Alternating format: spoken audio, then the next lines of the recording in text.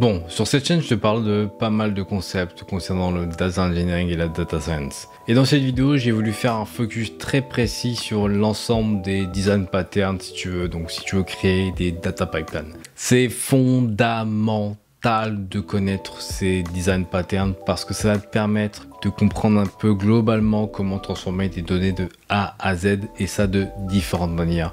Et donc, on va voir ça dans cette vidéo. Donc, reste juste à la fin parce que ça va te sauver la vie. Bref, c'est Willis pour Data from Scratch et justement, on va parler des design patterns, très important.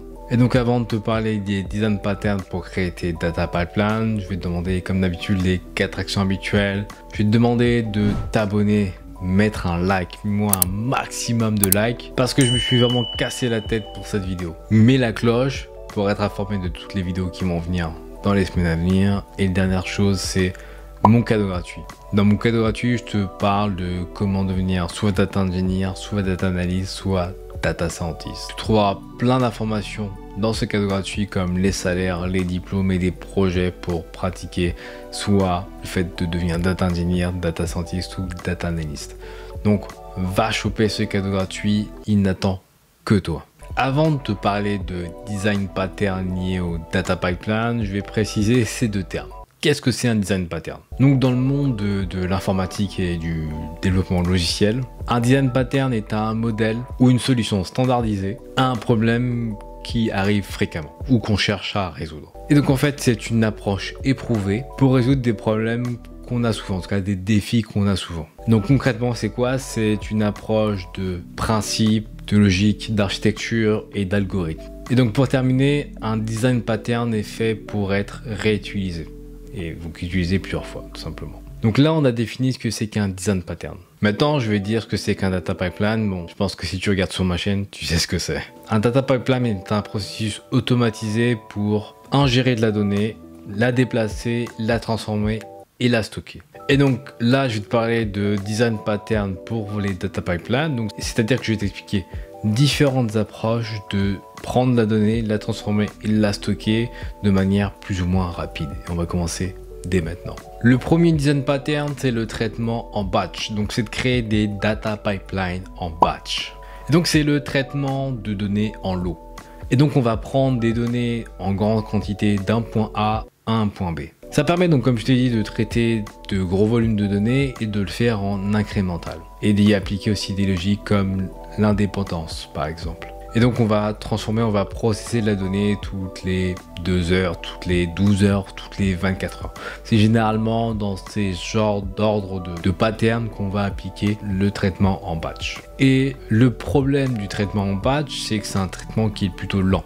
C'est plutôt lent parce qu'on va traiter de très gros volumes de données, en tout cas des gros volumes de données, et ça d'un coup. Et donc c'est pas forcément intéressant d'appliquer cette manière de faire si on veut justement transformer la donnée de manière très rapide.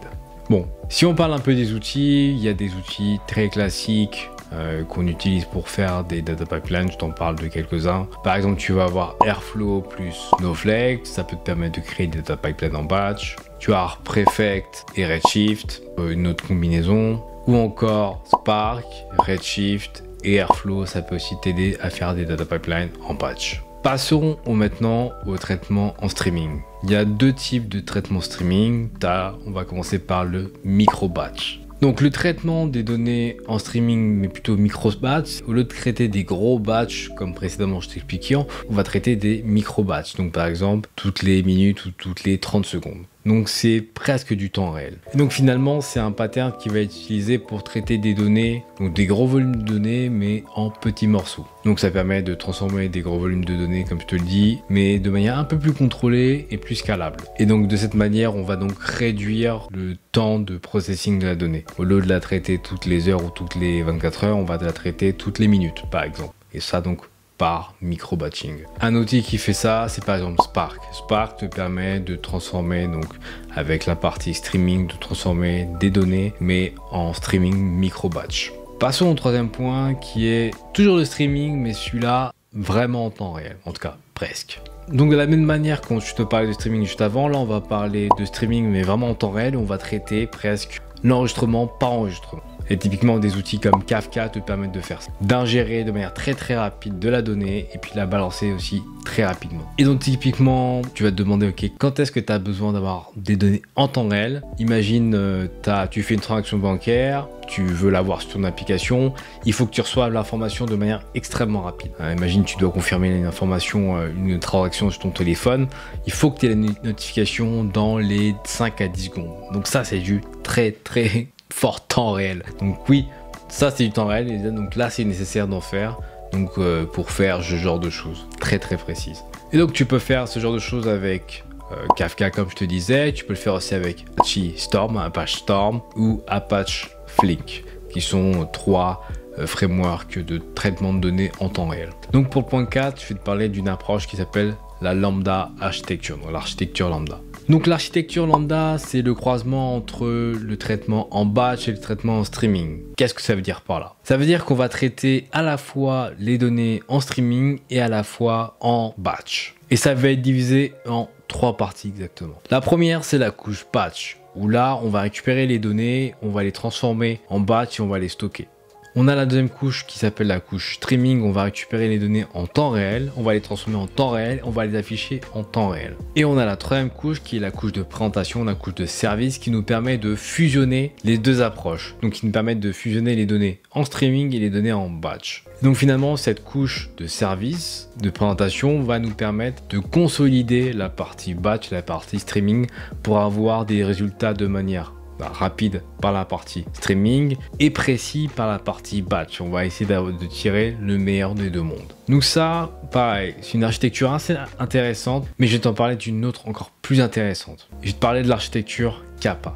Donc dans l'architecture Kappa, plutôt qu'avoir une couche streaming et une couche batch, ce qu'on va faire, c'est qu'on va faire que du streaming. Que du streaming, un peu de la même manière avec 3 couches. On a une couche ingestion en streaming, on va ingérer les données, donc plein de sources de données en temps réel, que tu peux faire avec Kafka, Kinesis, etc. On a une couche de streaming où on va transformer les données en temps réel. Tu peux les transformer avec Spark, par exemple, avec Flink, voilà, qui sont des outils streaming, soit très rapides, soit micro-batch pour Spark. Et la troisième couche, c'est la couche de service, où encore une fois, on va afficher les données, cette fois-ci, qui sont uniquement en temps réel, aux utilisateurs. Et donc les données peuvent être stockées dans une base NoSQL pour afficher les enregistrements les plus récents, ou dans par exemple une base de données type Delta, donc Data Lake, donc qui sera par exemple du Databricks pour afficher des données de type analytique, mais cette fois-ci avec l'historique. Donc je t'ai parlé de l'architecture Lambda, je t'ai parlé de l'architecture Kappa, que tu vois, c'est assez similaire, mais il y a quand même des différences, comme tu l'as vu. Et je vais t'expliquer rapidement les différences entre ces deux, que tu as dû percevoir. Bon, la différence entre les deux, c'est les paradigmes de traitement de données. En Lambda, on va utiliser du batch et du streaming. Donc ça fait 2 paradigmes de données à traiter, de transformation de données à traiter. Déjà que le batch, c'est pas simple, le streaming, c'est pas simple. Si on fusionne les deux, c'est encore moins simple que ça. Donc c'est vraiment pas facile de faire du Lambda. Alors que du Kappa, on va uniquement justement faire du streaming. Et donc ça va être un peu plus simple, même si le streaming, c'est pas simple. Ensuite, le deuxième point, c'est le stockage. On a dans la partie architecture Lambda le besoin d'utiliser 2 types de bases de données. Une base de données plutôt lente, classique, analytique, en tout cas un moyen de concilier les données dans le côté batch et dans ce côté streaming. Ça peut être difficile parce que technologiquement, on a 2 types de technologies et ça peut être difficile. Alors que Kappa, on va uniquement être en streaming et on va afficher les données de la manière la plus rapide possible.